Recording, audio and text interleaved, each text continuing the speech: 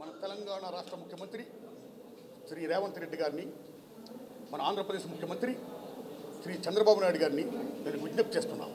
అయ్యా, మా సినిమా ఇండస్ట్రీలో చాలామంది ప్రముఖులు వారి సమస్య చెప్పుకోవడం కోసం మీరు పిలుస్తున్నారు, వారు చెప్తున్నారు what the best service you are doing, ధన్యవాదాలు.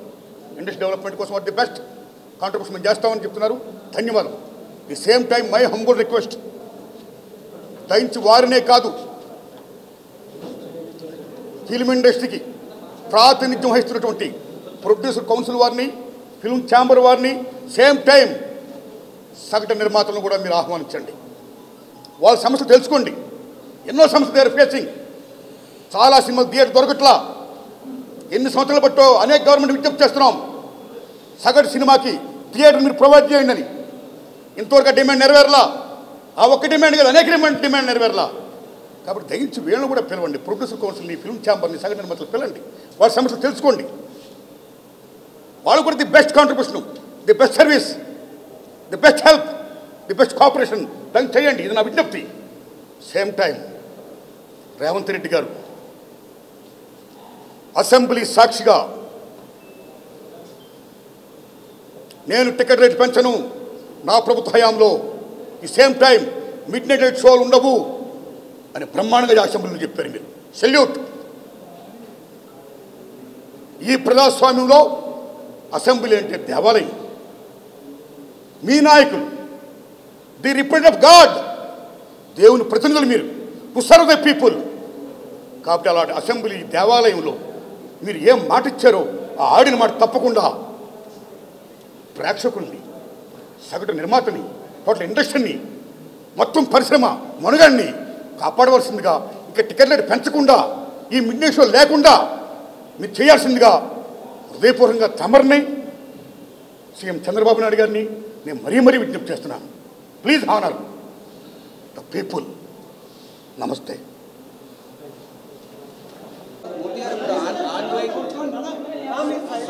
మాట్లాడకుండా ఉంటారా? దయించి నిశ్శబ్దంగా ఉండండి ప్లీజ్ ప్లీజ్ ప్లీజ్. ఏంటి సార్ అడుగుతున్నారు, మీరు చెప్పండి. సార్, ఆన్గోయింగ్ సిచ్యువేషన్స్ కొన్ని జరుగుతూ ఉన్నాయి. ఇంతకుముందు టికెట్ రేట్ల పెంపు విషయంలో మీరు అందరూ కలిసి వైఎస్ఆర్సీపీ ప్రభుత్వాన్ని కలవడం కూడా జరిగింది. సో దాని మీద ఇప్పుడు ఒక కొంత సిచ్యువేషన్ అయితే ఉంది. సో మీరు కూడా అక్కడికి వెళ్ళిన వ్యక్తిగా మీ తాలూకా స్పందన ఏంటి ఈ విషయం మీద టోటల్గా? ఫస్ట్ ఆఫ్ ఆల్, మన ఆంధ్రప్రదేశ్ ప్రభుత్వ అసెంబ్లీలో కొద్దిమంది పెద్దలు చేసిన కామెంట్స్పై మెగాస్టార్ చిరంజీవి గారు స్పందించిన విధానం ఏమవుతుందో అది సత్యం, 100% సత్యం, 100% సత్యం. అప్పుడు వైఎస్ జగన్మోహన్ రెడ్డి గారి హయాంలో ఆయన సీఎంగా ఉన్నప్పుడు, పేరు నాని గారు సినిమాటోగ్రఫీ మంత్రిగా ఉన్నప్పుడు ఇండస్ట్రీ నుంచి చిరంజీవి గారితో పాటు చాలామందిని వారు ఆహ్వానించడం, అందులో నేను కూడా ఒకరిని. చిరంజీవి గారు మాట్లాడుతూ ఆర్ నారాయణమూర్తి కూడా వచ్చాడు మాతో అన్నారు. కాబట్టి చాలామంది మీలాంటి మిత్రులు నన్ను ఈవేళ అక్కడ ఏం జరిగిందని అడుగుతున్నారు. కాబట్టి చెప్పాల్సిన బాధ్యత నాపై ఉంది. కాబట్టి నేను చెప్తున్నా, సత్యం చెప్తున్నాను మీకు. జగన్మోహన్ రెడ్డి గారి గవర్నమెంటు మా సినిమా కళాకారులు కానీ, చిరంజీవి గారిని కానీ ఎవరిని కూడా అవమానించలేదు, చాలా గౌరవించారు. సత్యం. ఎందుకంటే కోవిడ్ కష్టకాలంలో సినిమా రంగం ఏమైపోద్ది అని భయోందనతో ఉన్న దశలో పరిశ్రమ పెద్దలందరూ కలిసి చిరంజీవి గారిని కలిశారు. పరిశ్రమ పెద్దగా ఆయన భావించి, ఆయన గౌరవించి నన్ను ఆహ్వానించారు.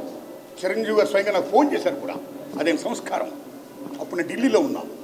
నారాయణమూర్తి ఇండస్ట్రీ క్లిష్ట పరిస్థితిలో ఉంది. భారీ చిత్రాలతో పాటు సగటు సినిమా తీసిన ఇలాంటి వాడు అందరూ కూడా రావాలి, మీ ఒపీనియన్స్ చెప్పాలి, మనందరం ప్రభుత్వాన్ని కలవాలి, ప్రభుత్వం నుంచి మనకి ఏ సహాయ శాఖలు వస్తాయో మనం స్వీకరించాలి, మనం విన్నవించాలి అని చిరంజీవి గారు చెప్పడం, అందరూ మీట్ అవ్వడం చిరంజీవి గారి ఇంట్లోనే ఇది జరిగింది. అప్పుడు అనేక మంది వారి యొక్క అభిప్రాయాలు చెప్పారు. ఆయన్ని తీసుకొని మన సీఎం గారి గారితో నేను చెప్పారు. వారు సీఎం గారితో మాట్లాడారు స్వయంగా. అలాగే నేను కూడా పేరు నాని గారిని వెళ్ళి విజ్ఞప్తి చేశాను బందర్లో. అలా చాలామంది విజ్ఞప్తి చేశారు. ముఖ్యంగా చిరంజీవి గారు తీసుకున్న రోలు salute, whole hearted I'm telling.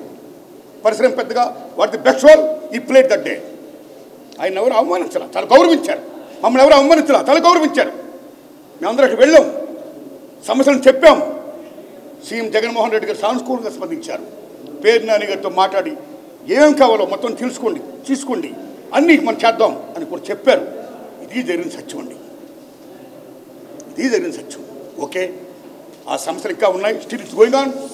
ఆయన ప్రభుత్వం ఇప్పుడు లేదు, ఇప్పుడు మన చంద్రబాబు నాయుడు గారి గవర్నమెంట్ వచ్చింది. ఇప్పుడు ఈ గవర్నమెంట్లో ఆనాడు ఎక్కడ ప్రియాంబుల్, గత గవర్నమెంట్లో ఏ ప్రియాంబుల్ ఉందో, ఏ ప్రజలకి ఏ సమస్యలు ఉన్నాయో, ఏ ఇండస్ట్రీకి, cinema industry, anybody anything else, వాళ్ళకి ఏ సమస్యలు ఉన్నాయో అకార్డింగ్ టు ప్రియాంబుల్ గత ప్రభుత్వంలో ప్రజలు విన్నవించుకున్న విన్నపాలు ఏమైతే ఉన్నాయో ఆ విన్నపాలని ఇప్పుడు, ఆ సమస్యలు ఇప్పుడున్న ప్రభుత్వం చంద్రబాబు నాయుడు హయాంలో నెరవేర్చాలని, దానికి సినిమాటోగ్రఫీ మంత్రి గారు దుర్గేష్ గారు సహకరించాలని, మన తెలుగు ఇండస్ట్రీ నుంచి వెళ్ళి ఇవాళ డిప్యూటీ సీఎంగా ఉన్న పవన్ కళ్యాణ్ గారు చొరవ తీసుకోవాలని నేను విజ్ఞప్తి చేస్తూ, మా సమస్యల్ని, మన పరిశ్రమ సమస్యల్ని క్లియర్ చేయాల్సిందిగా మనస్ఫూర్తిగా వారిని కోరుకుంటున్నా. Thanks a lot.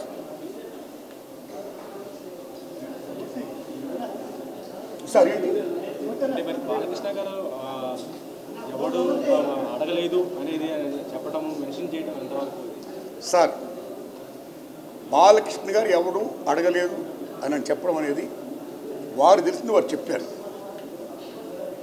అది కరెక్ట్ కాదు.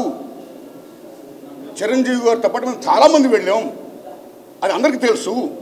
కాబట్టి ఆనాడు ఏమైతే అక్కడ సీఎం గారితో మాట్లాడుకున్నామో, ఏం చర్చలు జరిగాయో అవన్నీ కూడా మీకు ఈ media is the most powerful media, right?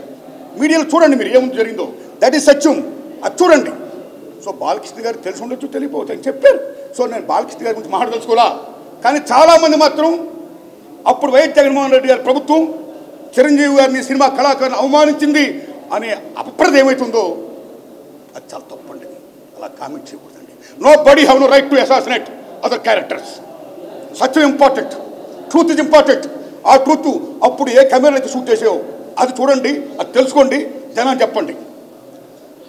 That's all. Cinema టికెట్లు పదే పెంచడం రేట్లు ఎంతవరకు కరెక్ట్ సార్? ప్రతిసారి బెనిఫిట్ షోలు ఇలా ఈక్వల్.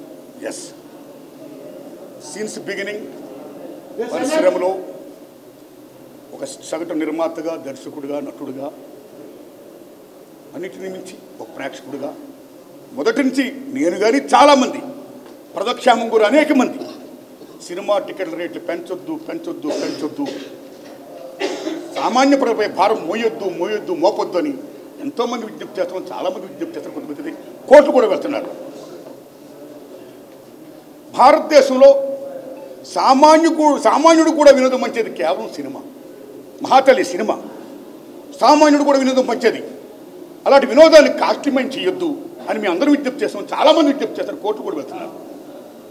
ఆ రోజుల్లో కేసీఆర్ గారు సీఎం గారు ఉన్నప్పుడు టికెట్ రేటు పెంచిపోతుంటే మాలటోళ్ళందరూ విజ్ఞప్తి చేశాం. మా విజ్ఞప్తిని మన్నించి కేసీఆర్ గారు అప్పుడు టికెట్ రేటు పెంచలా. కానీ తర్వాత అదే గవర్నమెంట్లో కొద్దిమంది వెళ్ళి ప్రొడక్షన్ కాస్ట్ ఎక్కువైపోతుందండి, టికెట్ రేట్స్ కన్నా పెంచకపోతే మేము కోరుకోవడం కష్టం అని కొన్ని విజ్ఞప్తి చేయడం వల్ల మళ్ళీ అగైన్ టికెట్ రేట్లు పెంచారు. అప్పుడున్న గవర్నమెంట్ కూడా పెంచారు.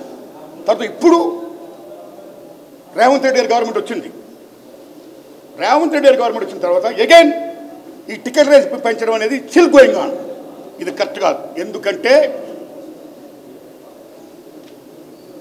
టికెట్ల రేట్లు పెంచేది కేవలం హీరో అభిమానుల కోసం, ఆ ఒత్తిడిని తట్టుకోలేక ఒత్తిడిని తగ్గించడం కోసం, కాస్ట్ని పెంచుకోవడం కోసం, కానీ రీకాల్కులేట్ చేసుకోవడం కోసం పెంచుతూనే ఉంటున్నారు. హీరో అభిమానులు కూడా తల్లిదండ్రులు ఉంటారు, హీరో అభిమానులు కూడా పేదవాళ్ళు ఉంటారు. ఒక్కొక్క టికెట్ 1000 రూపాయలు అయితే ఎలా కొంటారు టికెట్లు? ఎక్కడ అప్పుసప్పులు చేస్తారు? ఏమైపోతారు ప్రేక్షకుడు? ఎంత భారం మోపుతున్నారు? అది కరెక్ట్ కాదు. ఈవేళ మళ్ళీ చెప్తున్నాను మిత్రులారా,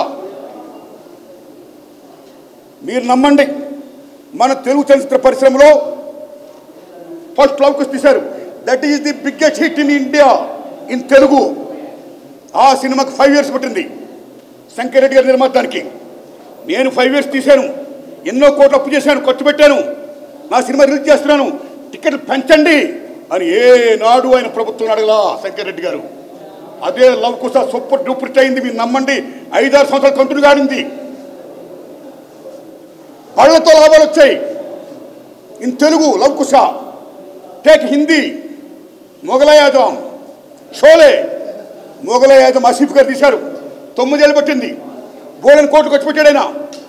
నాకు 9 ఏళ్ళు పట్టింది, చాలా కోట్లు ఖర్చు పెట్టాను, నా సినిమా రిలీజ్ చేస్తున్నాను, నాకు టికెట్లని పెంచండి అని ఆసిఫ్ గారు ఏనాడు కూడా ప్రభుత్వం అడగలా. ఆ సినిమా సూపర్ డూపర్ హిట్ అయింది. ట్రక్కులో లాభాలు వచ్చాయి. In Hindi take Sholay, GP SIP గారి సినిమా ది గ్రేటెస్ట్ హిట్. ఇన్ని కోట్లు పెట్టాం, టికెట్ పెంచండి అని జీపీ సిప్ గారు అడగలా. ట్రక్కులో లాభాలు వచ్చాయి, సినిమా బ్రహ్మాండం డబ్బులు వస్తాయి. That's all. You come to English, there is Ben Hur, there is 10 commandments. Cecil బిడి మీద చేసిన 10 కమాండ్స్ కానీ, బెనహార్లు కానీ, టాటా నెస్టర్ హీరో బోలెన్ కోట్లు ఖర్చుపోయి. కానీ ఏనాడు ఆ నిర్మాతలు మాకు ఇన్ని కోట్లు ఖర్చుపోయి, మాకు డబ్బులు పెంచండి, టికెట్ రేటు పెంచండి అని ప్రభుత్వం అడగలా. ఆ సినిమాని ప్రేక్షకులు బ్రహ్మరథం పట్టారు, ఆడించారు. మీరు నమ్మండి, గూడ్సుల్లో లాభాలు వచ్చేయాలకి.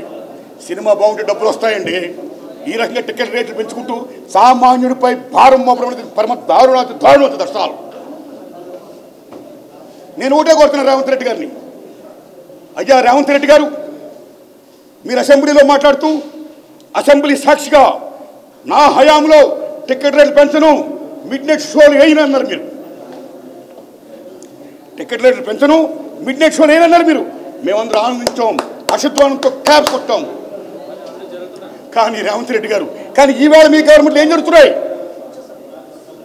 గత గవర్నమెంట్ మీ గవర్నమెంట్ కూడా ఎవరైతే వచ్చి వాళ్ళు కష్టాలు నష్టాలు చెప్పుకుంటున్నారో, మాకు ఇంత ఖర్చు అయిపోయింది, టికెట్ రేటు పెంచకపోతే మాకు గతి లేదు అని అంటున్నారో, మీరు వెంటనే ఇమ్మీడియట్గా వాళ్ళందరికీ టికెట్ రేటు పెంచుకోమని మీరు జీవో పాస్ చేస్తున్నారు. ఇక్కడ మీరే కాదు, అక్కడ ఆంధ్రప్రదేశ్ గవర్నమెంట్ కూడా 2 రాష్ట్ర ప్రభుత్వాలు ఇలా టికెట్ రేటు పెంచడం అనేది దారుణం. మీరు ప్రజలను మన్నించండి, సగటు ప్రేక్షకులను మన్నించండి. మీ డిమాండ్ ఫ్రమ్ ద పీపుల్ వాళ్ళు మన్నించండి. డబ్బు లేకపోతే మన మిగతా సినిమాలు ఎక్కడ చూస్తారు వాళ్ళు? అప్పు సొప్పు చేస్తే ఇంత డబ్బు పెడేసి చూస్తే మిగతా సినిమాలు ఎక్కడ చూస్తారు వాళ్ళు? తర్వాత చూద్దాంలో మనం ఓటీటీ చూద్దాంలో ఎక్కడ చూస్తూ ఉంటారు. మిగతా సినిమాలు చాలా డ్యామేజ్ అయిపోతుంది. అది ఒక రకంగా చెప్పాలంటే టికెట్ రేటు పెంపకం అనేది సగటు ప్రేక్షకుడిపై భారం మోపడమే కాదు, అభిమానుల యొక్క రక్తాన్ని జరగలా పిప్పేయడమే కాదు, సగటు చిత్ర నిర్మాతలను కూడా చాలా డ్యామేజ్ చేస్తున్నారు. అది కరెక్ట్ కాదు. ప్రేక్షకుడి ముందు మనం కాపాడుకోవాలి. ప్రేక్షక దేవుడు అంటాం మనం. సినిమా అనేది తీసేవాడు, చూసేవాడు, చూపించే సినిమా.